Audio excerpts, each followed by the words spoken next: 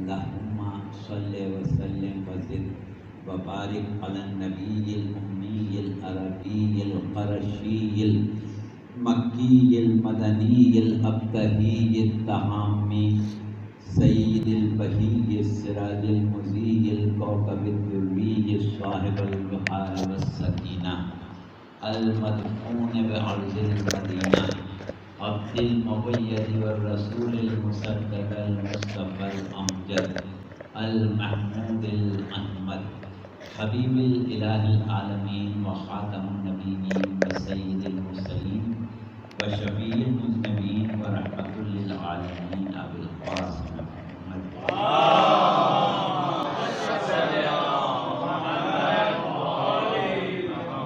وأهل بيته الطيبين الطاهرين المعصومين المظلومين الذين أذهب الله عنهم الرجس وطهرهم تطهيرا.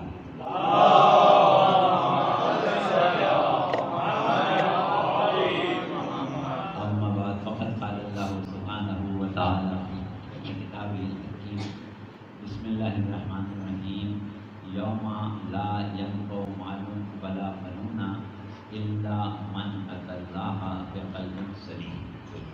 اللهم صل على محمد وآل محمد. امام مظلوم، حیات دنیا اور نجات اخروی، اس موضوع کے اوپر ہماری تیسری تقریر آپ سماعت فرما رہے ہیں.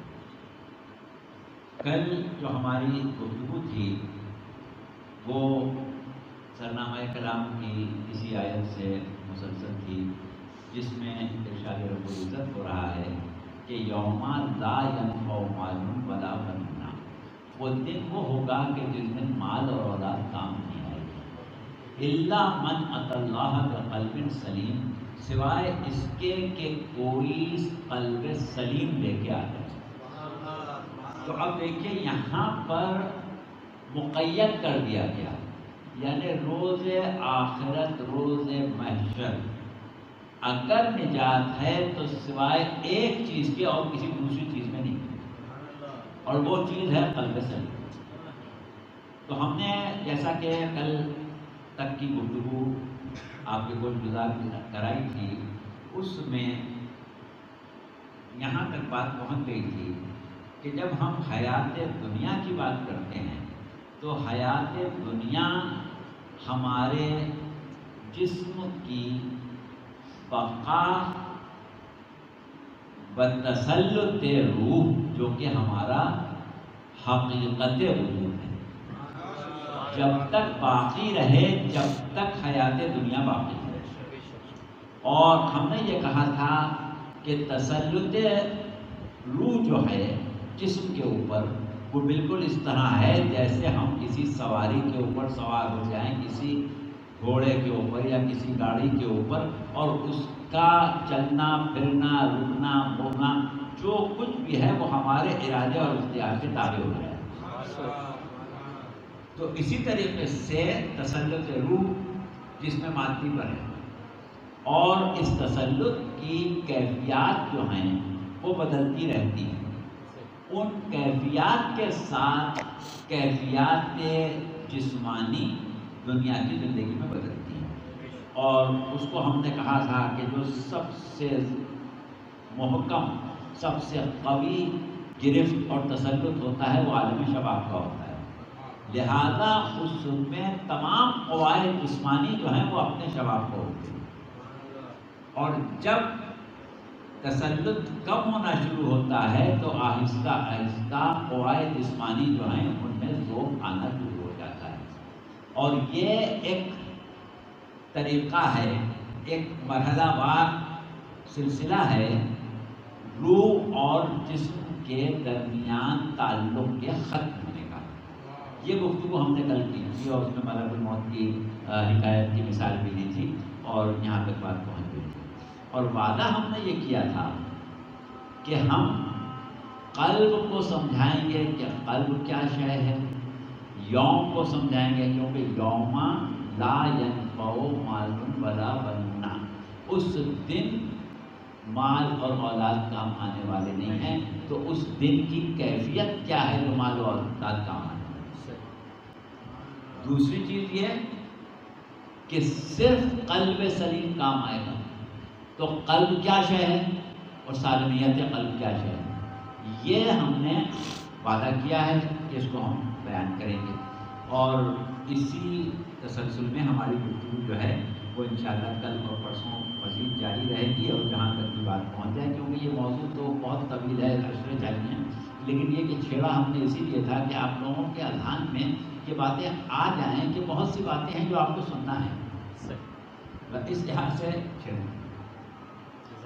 تو کل ہم نے جن اصطلاحات کا ذکر کیا تھا کل اور پرسوں کی تقاریر میں، اس میں روح کا ذکر بھی کیا تھا، نفس کا ذکر بھی کیا تھا، جسم کا ذکر بھی کیا تھا، اور حیات دنیا، تسلط روح، یہ تمام چیزیں بیان کی تھیں۔ تو اب اس کے آگے جیسا کہ ابھی ہم نے کہا کہ یہ وضاحتیں ہمیں کرنا ہے، ایک مثال ہم نے کل دی تھی کہ حقیقی حیات یا وجود حقیقی اور وجود ظاہری، ان دونوں میں کیا فرق ہے، اور اس کے لیے ہم نے کچھ مثالیں دی تھیں کہ مثلا ہم کہہ رہے ہیں زید کا جسم، تو زید الگ ہے جسم الگ ہے، اس طریقے سے بات شروع ہوئی تھی۔ اب اس کو ہمیں پایہ تکمیل تک پہنچانا ہے، لیکن قبل اس کے کہ ہم وہاں جائیں، ہمارے بہت ہی معزز اور ایک صاحب فہم و فراست سامع ماشاء اللہ تشریف فرما ہیں، صاحب مطالعہ ہیں، انہوں نے ہم سے ایک سوال کیا، بڑا اچھا سوال کیا، اور یہ فرمایا کہ روح تو امر رب ہے، جیسا کہ ہم نے اپنی گفتگو میں بھی کہا تھا کہ روح کا تسلط ہمارے اختیار میں نہیں ہے، کب روح سے جسم کا تعلق بنے ہمارے اختیار میں نہیں، کب روح جسم پر کس قسم کا تسلط قائم کرے ہمارے اختیار میں نہیں، کب وہ اس کے اوپر محکم تسلط رکھے، کب سے اس کو کم کرنا شروع کر دے، کتنے عرصے تک کم کرتی رہے، یہ سب ہمارے اختیار میں نہیں۔ تو قبلہ نے یہ فرمایا کہ بھائی روح تو ویسے بھی امر رب ہے، اور امر رب کے اوپر بھلا بندے کا اختیار کیسے ہو سکتا ہے، جب کہ نفس جو ہے وہ مکمل طور سے ہمارے اختیار میں ہے۔ تو پھر ہم جو یعنی ہماری طرف کی بات آ رہی ہے کہ جو بار بار یہ کہہ رہے ہیں کہ نفس اور روح جو ہے وہ بنیادی طور پر الگ الگ چیزیں نہیں ہیں بلکہ حقیقت واحدہ ہے، جو فرق ہم کو تعریف میں نظر آتا ہے اور اس کے لیے ہمیں الگ گفتگو کرنے کی ضرورت ہے، وہ کبھی کریں گے۔ عالم اسلام میں ایک نظریہ جو تمام مسلمانوں کا ہے مکتب تشیع کے علاوہ، ایک مکتب ہوا کرتا تھا مکتب معتزلہ، اس کے مقابلے پر یہ مکتب بنا تھا، اب معتزلہ تو ختم ہو گیا، اب صرف اشاعرہ رہ گیا، ابو الحسن اشعری کا بنایا ہوا مکتب، جو ابو علی الجبائی کا شاگرد تھا، ابو علی الجبائی معتزلہ تھا۔ یہ بھی ایک موضوع ہے، اس پر کبھی بات کریں گے کہ فرقہ اسلام میں کیسے بنے، کب بنے، کہاں بنے۔ تو اشاعرہ اب ہمارے پاس مکتب اہل بیت کے علاوہ پوری دنیا میں جو لوگ آباد ہیں جن کے مختلف مذاہب ہیں، چاہے وہ فقہی اعتبار سے شافعی ہوں، حنبلی ہوں، مالکی ہوں، نظریاتی اعتبار سے اہل حدیث ہوں، اور کوئی ان کا نظریہ ہو، وہ اس سے قطع نظر ہے، جو ان کے اعتقادی نظریات ہیں وہ سب کے سب ابو الحسن اشعری کے متعلق ہیں، اور ان عقائد کو ہم کہتے ہیں عقائد اشعری، اور اس کے ماننے والوں کو کہتے ہیں اشاعرہ۔ تو شیعوں کے علاوہ جتنے مسلمان سب اشاعرہ ہیں، کیا ہے ان کا مطلب کچھ بھی ہے، سب ابو الحسن اشعری کے عقائد اور نظریات کے ماننے والے۔ تو اشاعرہ کے پاس ایک نظریہ ہے، نظریہ جبر، نظریہ جبر۔ وہ نظریہ کیا ہے کہ انسان جو ہے وہ مجبور ہے، جو پروردگار عالم کی مشیت ہوتی ہے اور جو بات پہلے سے اس کے علم میں ہوتی ہے وہ ہو کے رہتی ہے. انسان خود کچھ نہیں کر پاتا، انسان بالکل مجبور ہے. یہ ہے عقیدہ جبر. اور ایک عقیدہ تھا عقیدہ تفویض، وہ تھا معتزلہ کا عقیدہ. معتزلہ فرقے کا بانی واصل ابن عطا تھا، اور بنو عباس کے تمام بادشاہ جو تھے وہ معتزلہ فرقے سے تعلق رکھتے تھے. وہ فرقہ ختم ہو گیا. وہ لوگ قائل تھے تفویض کے، ان کا عقیدہ تھا تفویض.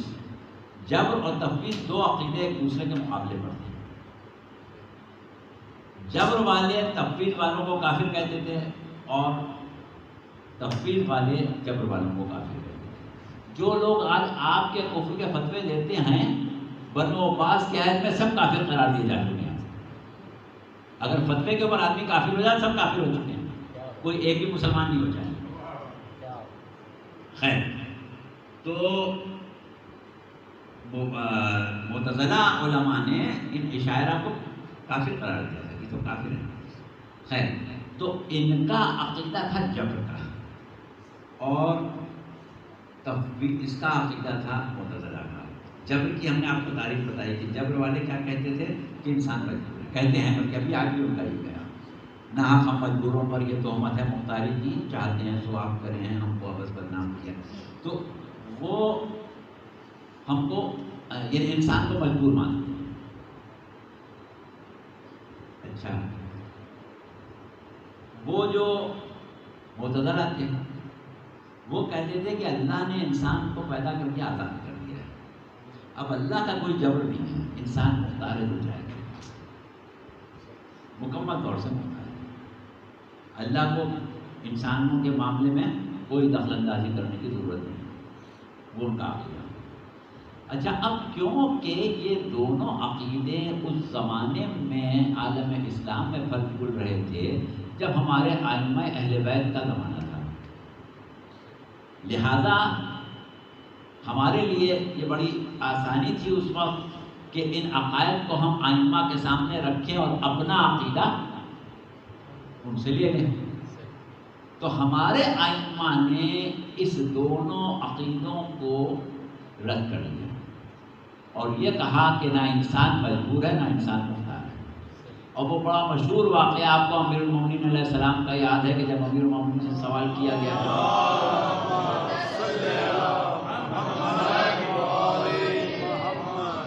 کہ مولا انسان مجبور ہے یا مختار ہے، تو آپ نے اس سے کہا کہ بھئی ایک ٹانگ اونچی کر کے کھڑے ہو جاؤ. اس نے سیدھی ٹانگ اٹھا لی، بائیں ٹانگ پر کھڑا ہو گیا. پھر آپ نے کہا اچھا بائیں ٹانگ پر کھڑے ہو جاؤ، دائیں ٹانگ ٹکا لو. اس نے بھی دائیں ٹانگ ٹکا لی، بائیں ٹانگ پر کھڑا ہو گیا. پھر آپ نے کہا اچھا آپ دونوں ٹانگیں اٹھا لو. تو نہیں کر سکتا. تو کہا بس یہی ہے.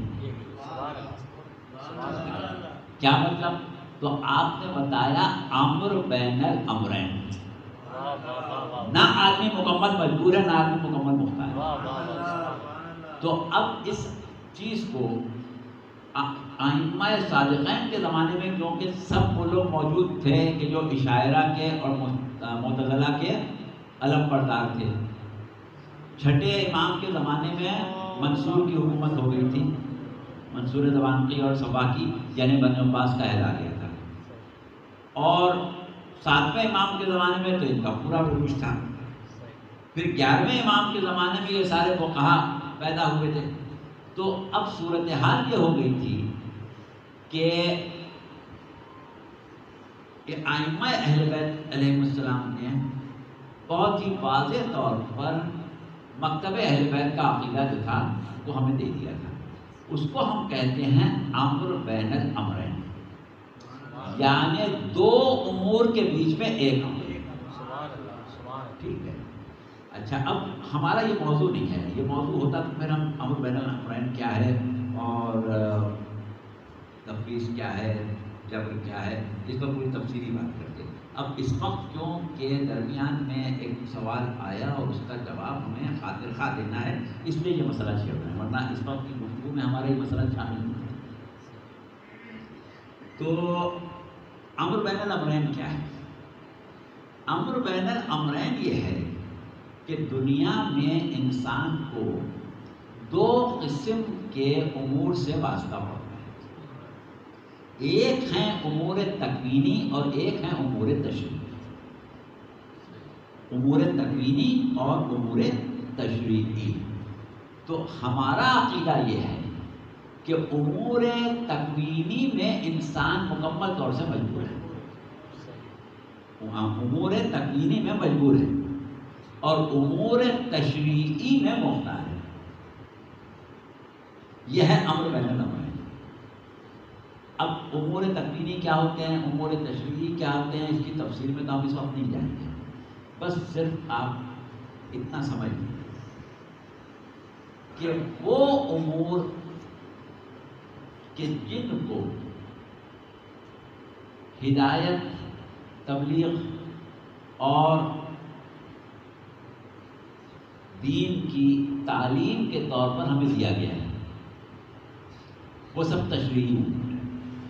اور وہ امور جن کا تعلق ہماری تخلیقی صفات سے ہے وہ سب تکوینی ہے.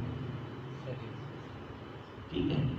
اچھا، اب ہوتا یہ ہے کہ تکوینی امور میں ہم مجبور ہو جاتے ہیں اور تشریعی امور میں ہم بالکل آزاد ہوتے ہیں. ہم یہ نہیں کہہ سکتے کہ بھائی اللہ چاہتا تھا اس لیے ہم نے شراب پی لی، اللہ نہ چاہتا تو ہم کیسے پی لیتے. زید نے بکر کو قتل کر دیا تو وہی اللہ یہی چاہتا ہوگا. اگر اللہ نہ چاہتا تو زید میں اتنی طاقت تھی کہ قتل کر دیتے. اللہ نہ چاہے تو کوئی کر سکتا ہے، چاہتا ہی ہوگا جو تمہارا. تو وہ عقیدہ الگ ہے، اس کی ہم ابھی بات نہیں کر رہے. اب ہمارا جو معاملہ ہے وہ یہ ہے کہ روح پر ہمیں اختیار نہیں ہے یا ہے.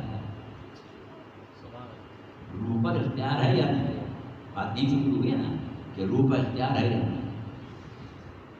تو دیکھیے کل جو باتیں ہو رہی تھیں وہ سب امور تکوینی تھے، وہاں ہمیں اختیار نہیں ہے. یعنی ہم یہ چاہیں کہ کب روح جسم سے ملاق ہو، ہمارے اختیار میں امر الہی. ہم چاہیں کہ روح کی گرفت کس زمانے میں کیسی ہو، ہمارے اختیار میں نہیں. ہم چاہیں کہ بچہ شباب کی طرف سفر نہ کرے، ہمارے اختیار میں نہیں.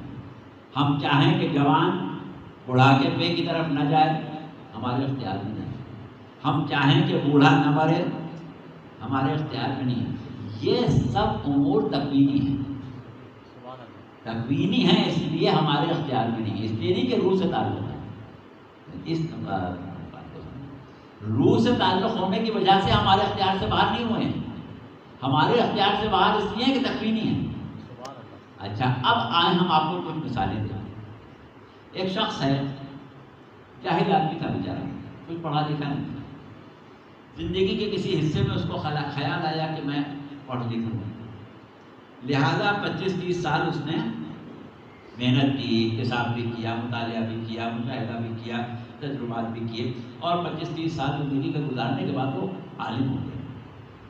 اب اس کے اندر ایک تبدیلی آ گئی. یعنی پہلے جاہل تھا، اب عالم ہو گیا.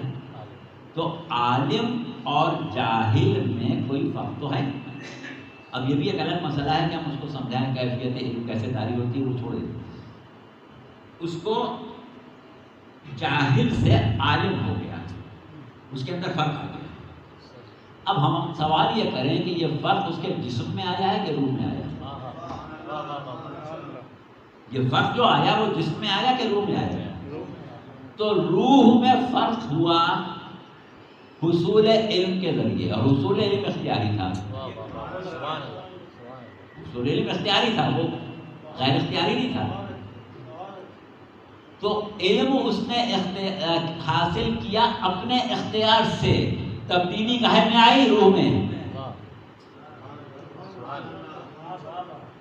اپنے اختیار سے روح پر اثر انداز ہوا. تو اب ہم کیسے کہیں کہ روح میں اختیار نہیں ہے؟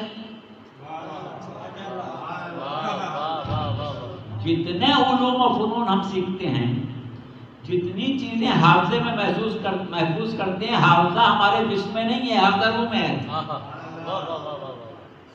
جس میں دماغ ہے، حافظہ نہیں ہے. جس میں آپ کے دماغ ہے، حافظہ نہیں ہے، حافظہ روح میں ہے. یہی وجہ ہے کہ اگر عالم مر جائے تو مرنے کے بعد بھی وہ عالم رہتا ہے، مرنے کے بعد جاہل نہیں ہو جاتا۔ ایک شخص جو کہ ابھی جوان تھا، سرکار رسالت صلی اللہ علیہ وسلم کے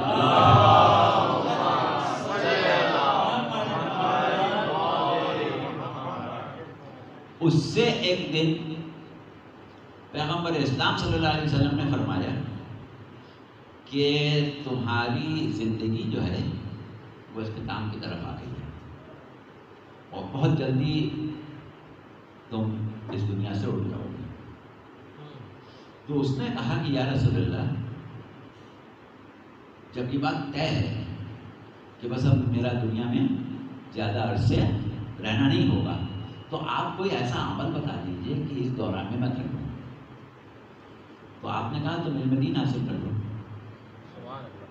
اب آپ سوچ لیے، وہ تو مر ہی جائے گا، علم دین حاصل کر کے کیا کرے گا؟ اب عمل تو اس کو کرنے، لیکن علم حاصل کر کے مرے گا تو وہ علم جو ہے وہ جسم میں جمع نہیں ہوگا،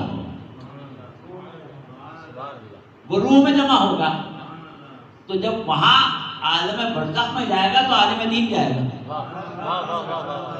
اور وہ اس کے لیے بہت اچھا ہے۔ تو بہرحال علم جو ہے، فن جو ہے، تجربات و مشاہدات جو ہیں وہ جمع ہوتے ہیں حافظے میں، اور حافظے کا تعلق روح سے۔ تو ہم کو روح کے تکوینی امور میں اختیار نہیں ہے، بالیدگی روح اور قوت روح، توانائی روح، شدت حیات روح، یہ سب وہ چیزیں ہیں جس میں ہمیں اختیار ہے۔ ہم اپنے اختیار سے یہ سب چیزیں بڑھاتے اور گھٹاتے ہیں، کیونکہ یہ تشریح ہے۔ تو روح پر اختیار نہ ہونا جو ہے وہ صرف تکوین کی حد تک ہے۔ جہاں سے تشریح شروع ہو جائے گی وہاں جیسے جسم پر اختیار ہے، جیسے نفس پر اختیار ہے، ویسے روح پر اختیار ہے۔ اب دیکھیے جیسے ہم نے ابھی کہا کہ جسم پر اختیار ہے، ہمارے ذہن میں یہی ہے نا کہ جسم پر اختیار ہے، لیکن جسم پر اختیار کہاں ہے؟ تشریح میں ہے، تکوین میں نہیں ہے۔ تکوین میں ہمیں جسم کے اوپر قطعاً اختیار نہیں ہے۔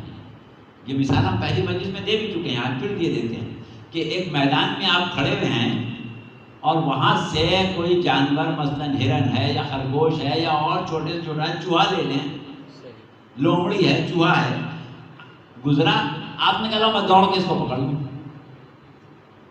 پکڑ دیں گے اس بات؟ کبھی بھی آپ کے ہاتھ میں نہیں آئے گا۔ کیوں نہیں آئے گا؟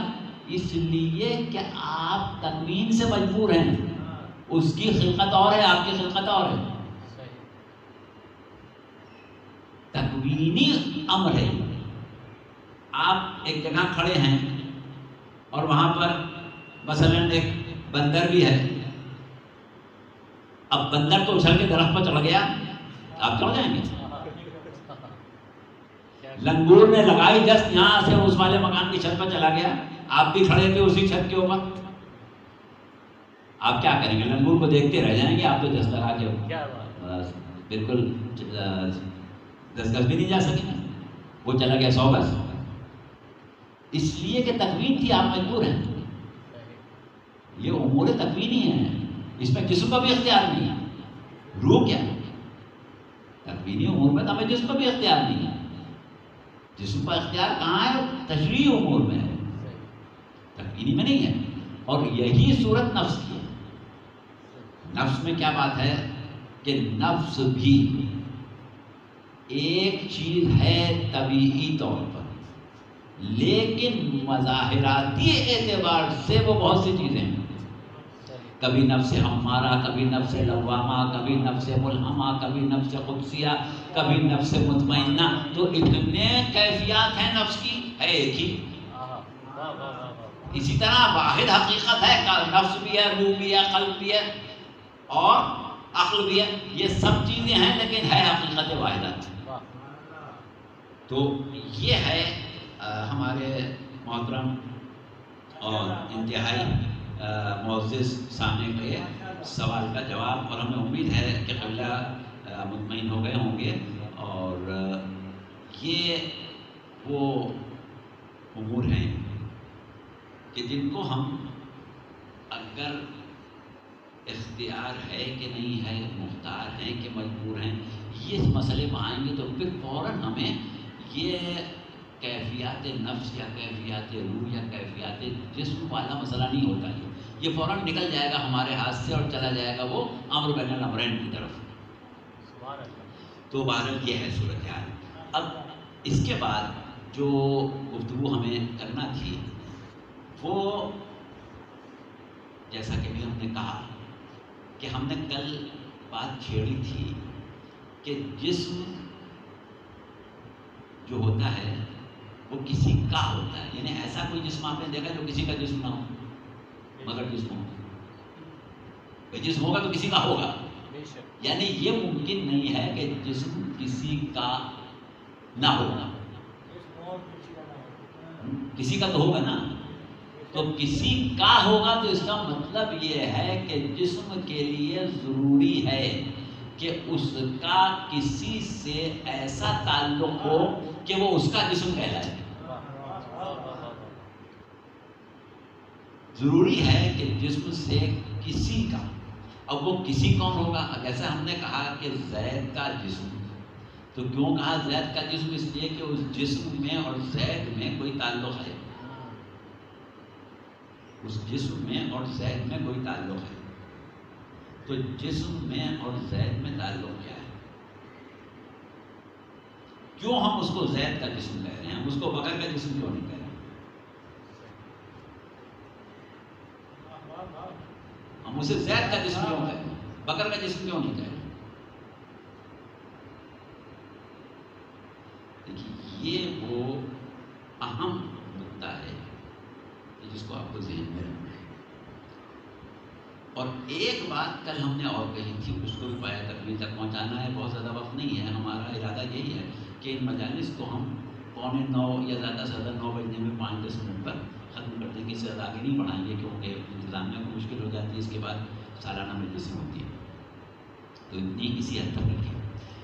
اور انشاءاللہ کل اور پرسوں تک پایا تکمیل تک نہیں پہنچے گا موضوع، لیکن آپ لوگوں کے اذہان اتنے آمادہ ہو جائیں گے کہ آپ کو جستجو پیدا ہو جائے گی. آپ کو یہ احساس ہوگا کہ آپ کو کوئی علوم ہے جن کی طرف آپ کو جانا چاہیے.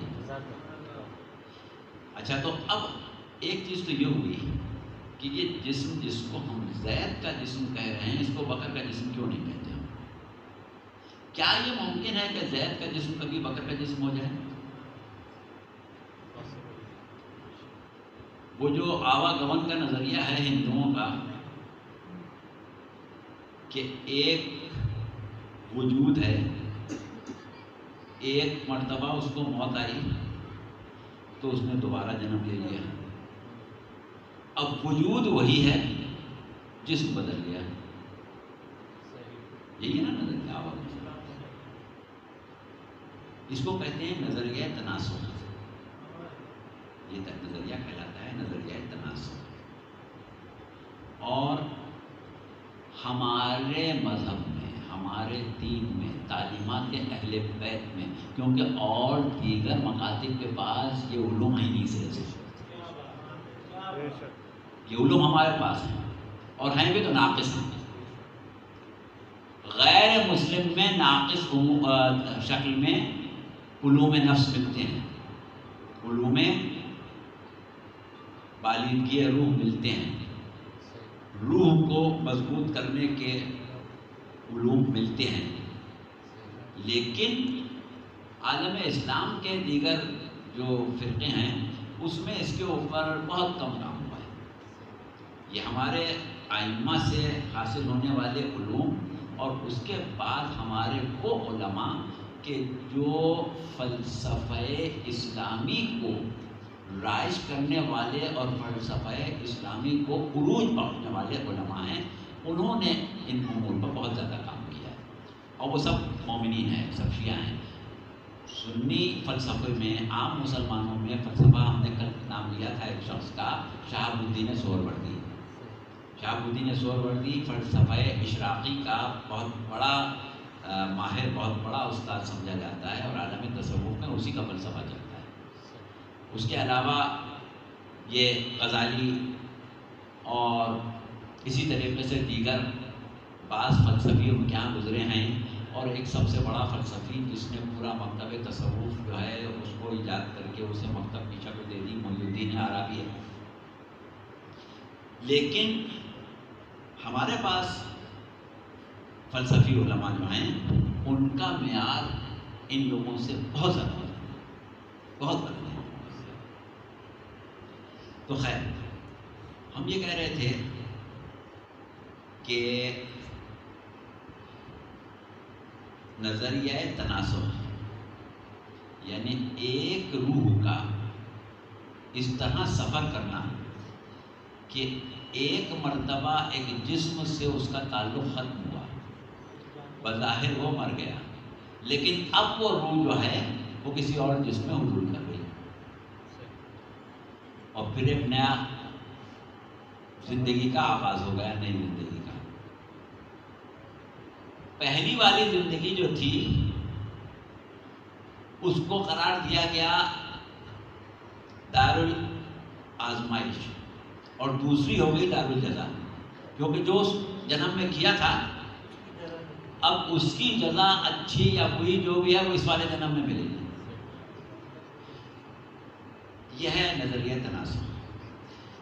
ہمارا علم جو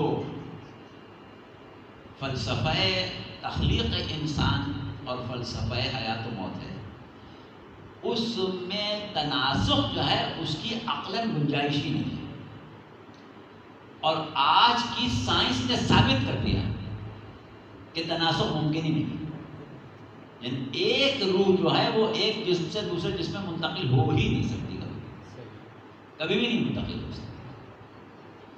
اب جو ہندو مت ہے اس میں تناسخ دو قسم کا ہے۔ ایک تناسخ ہے جس کو ایک لحاظ سے آپ کہیں قانونی تناسخ یا لیگل تناسخ، کہ ایک شخص جو ہے وہ ایک مرتبہ مرا اور دوسری روح میں دوسرے جسم میں وہ روح جو ہے وہ حلول کر گئی اور دوسرا جنم ہو گیا۔ اور ایک ہے غیر قانونی، یعنی روح جو تھی اس کو کوئی دوسرا جسم نہیں ملا، آتما جو ہے شریر کے اس میں گھوم رہی ہے تلاش میں، وہ ایک مردہ ملا، وہ اس نے حلول کر دیا، اب چڑیل یا بھوت وجود میں آ گیا۔ یہ کیا ہے؟ انلیگل تناسخ ہے۔ ہاں، تو یہ جو ہے اس کو اب آج کی سائنس جو قبول نہیں کرتی، جس طرح ڈارون کے نظریے کو آج کی سائنس نے فیل کر دیا، اسی طرح آج کی سائنس نے تناسخ کو فیل کر دیا، تناسخ کو بالکل رد کر دیا۔ تناسخ ممکن ہی نہیں، عقلاً ممکن ہی نہیں ہے کہ ایک روح جو ہے وہ دوسرے جسم میں چلی جائے۔ یعنی جو جسم جس کو ہم کہہ رہے ہیں زید کا جسم، تو زید کا جسم دنیا میں، آخرت میں، دنیا کے کسی بھی زمانے میں زید کا ہی جسم رہے گا، کبھی بکر کا جسم ہو ہی نہیں سکتا۔ تو بس آج ہم یہاں پر گفتگو کو ختم کر رہے ہیں، اور یہ ذہن میں آپ لوگ رکھیے گا تاکہ پھر ہم کل انشاءاللہ یہاں سے گفتگو کا آغاز کر سکیں۔ اور ماشاءاللہ سے اب ہمیں بہت اطمینان ہے کہ آپ لوگ سماعت فرما رہے ہیں اور آواز ہماری محفوظ بھی ہو رہی ہے۔ محمد و آل محمد صلوات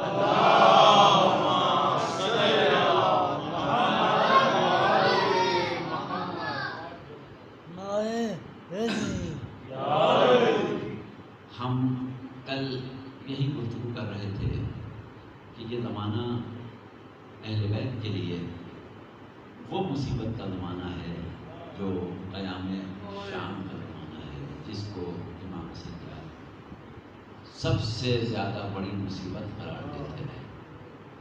کل ہم تذکرہ کر رہے تھے کہ کس طرح زندان شام میں اہل بیت پر مصیبتیں پڑیں، کیا کیا عالم گزر گئے، اور زندان سے رہائی کے بعد وہ قافلہ جو کربلا سے اسیر ہو کے آیا تھا تقریباً ختم ہو چکا تھا۔ چند بیویاں، ایک بچہ، ایک امام، اس کے علاوہ کوئی باقی نہیں بچا تھا۔ ایک عجیب روایت ہمارے ذہن میں آ گئی، کیونکہ کل ہم یہ بات کر رہے تھے کہ وہ زندان اندھیرا جو کہ قصر یزید کے تہہ خانے میں تھا، اور اب سے تقریباً 19-20 سال پہلے تک شام میں وہ زندان موجود تھا۔ سن 81 تک میں ہم نے اس زندان کو ٹوٹتے ہوئے دیکھا تھا، اس کی چھت توڑ دی گئی تھی لیکن نیچے کا حصہ تھا۔ تو بہرحال امام سجاد اپنی اس مظلومہ بہن کو کہ جسے کسی کل قرار نہیں بہلانے کی کوشش کر رہے ہیں، اپنے زانوں پر لٹائے ہوئے ہیں اور اس روشن دان کے قریب لیے بیٹھے ہیں جہاں سے آسمان نظر آ جائے۔ ایک دفعہ بچی کی نظر پڑی آسمان پر کہ کچھ پرندے ہیں جو ایک طرف سے اڑتے ہوئے آ رہے ہیں اور دوسری طرف جا رہے ہیں۔ ایک مرتبہ بچی نے بھائی سے پوچھا کہ بھیا یہ پرندے کہاں سے آ رہے ہیں؟ پھر امام نے کہا کہ بیٹی یہ پرندے سارے دن اپنے آب و دانہ کی تلاش میں گھر سے باہر رہے تھے، اب شام ہو رہی ہے تو یہ پرندے اپنے اپنے گھروں کی طرف واپس جا رہے ہیں۔ بس گھر کا نام سننا تھا۔ ایک مرتبہ بچی تڑپ کے ہی کہا بھیا ہم اپنے گھر کب جائیں گے، بھیا ہم گھر کب جائیں گے؟ اب سید سجاد کیا کہیں جو حالات کو بھی دیکھ رہے ہیں، علم امامت بھی رکھتے ہیں اور معلوم ہے کہ یہ بچی اب چند دن کی مہمان ہے، اگر قید سے رہائی ہوئی بھی اور چند لوگ رہا بھی ہوئے تو وہ گھر جائیں گے، سکینہ اب گھر کبھی نہیں جائے گی۔ لہذا سکینہ کو کوئی جواب تو نہ دے سکے مگر یہ تصور کر کے رہ گئے کہ کل جب رہائی ہوگی تو سکینہ کی قبر یہیں بن چکی ہوگی، اور وہ بے غم زدہ ماں کہ جو کربلا میں علی اصغر کو دفن ہوتا دیکھ رہی تھی اور سمجھ رہی تھی کہ میرا بچہ وہاں دفن ہو گیا جہاں ہمارا قیام تھا، لیکن جب علی اصغر کی قبر بنی تو میرا باپ قبر علی اصغر پر آنسو بہانے کے لیے نہیں بیٹھ سکی، اور اب جب سکینہ کی قبر زندان میں بنی ہے تو سکینہ کی قبر کو دیکھ کے رباب یہی کہتی ہوئی زندان سے نکلے گی کہ وائے میری قسمت، نہ علی اصغر کی قبر پر آنسو بہا سکی نہ سکینہ کی قبر پر آنسو بہا سکی، صرف شام کی عورتوں سے یہ استدعا کرے گی کہ اے عورتوں شام کی ہم تو جا رہے ہیں لیکن ہماری بچی یہاں رہ گئی ہے، یہ اندھیرے میں بہت گھبراتی تھی، کبھی کبھی آ کے اس کی قبر پر چراغ جل